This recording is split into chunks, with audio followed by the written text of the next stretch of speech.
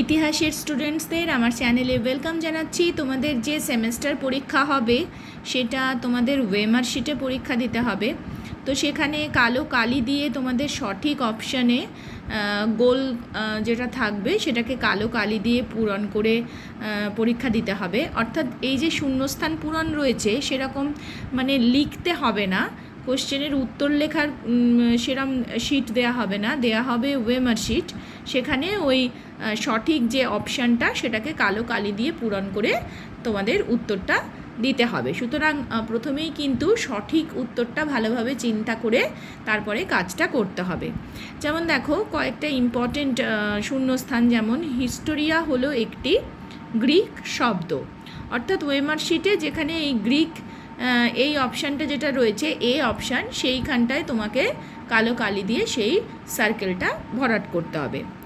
মানুষ প্রথম ধাতুর ব্যবহার শিখেছে তামা। মানুষ কিন্তু প্রথম তামা ব্যবহার করতে শিখেছে, লোহা নয়। কিন্তু অনেক স্টুডেন্টই লোহা বলে থাকে ভুল করে। ভারতীয় প্রত্নতত্ত্বের জনক নামে পরিচিত আলেকজান্ডার ক্যানিংহাম। সংরক্ষণ করা মৃতদেহকে বলা হয় মমি। স্ফিংসের মূর্তির মুখমণ্ডল ড্যাশের মতো এবং দেহ ড্যাশের মতো দেখতে। মানুষ সিংহ।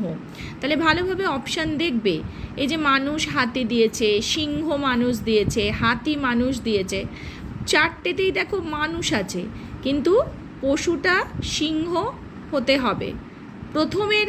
আবার দেখো মানুষ হচ্ছে মূর্তির মুখমণ্ডল মানুষের মতো এবং দেহ সিংহের মতন। অর্থাৎ অপশান বিতে সিংহ মানুষ আছে, কিন্তু তা বলে মুখমণ্ডল সিংহের মতন আর দেহ মানুষের মতন তো নয়। অর্থাৎ এই অপশানটা এখানে সঠিক।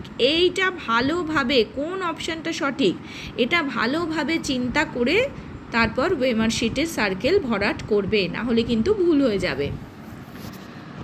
তারপরে দেখো মুদ্রা সংক্রান্ত পঠন পাঠন ড্যাশ নামে পরিচিত, নিউমিসমেটিক্স নামে পরিচিত।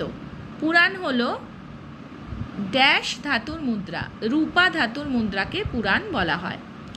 গুপ্ত রাজাদের গরুর ধ্বজের ছবি অঙ্কিত মুদ্রার ভিত্তিতে বোঝা যায় ড্যাশের কথা, বৌদ্ধ ধর্মের কথা। গিলগামেশ সুমেরীয় ভাষায় রচিত। গীতগোবিন্দ ও পবনদূত জয়দেব ও ধৈ। অর্থাৎ সেখানেও ধরো কোনো একটা অপশানে ধৈ জয়দেব দিল তাহলে কিন্তু হবে না, কারণ প্রথম নামটা রয়েছে গীতগোবিন্দ যেটা জয়দেব লিখেছেন, আর পবনদূত ধৈ। সুতরাং এগুলো বুঝে তোমাদের করতে হবে। তারপর দেখো বখতিয়ার খলজির বাংলা আক্রমণের পরিচয় পাওয়া যায় কোন গ্রন্থে? তবাকাত ই নাসিরি গ্রন্থে। অপশান সি গেল। ফুতুহ উস সালাতিন কোন ভাষায় রচিত? ফার্সি ভাষায় রচিত। তো এই কয়েকটা শূন্যস্থান পূরণ বেশ ইম্পর্টেন্ট, এগুলো মনে রেখো।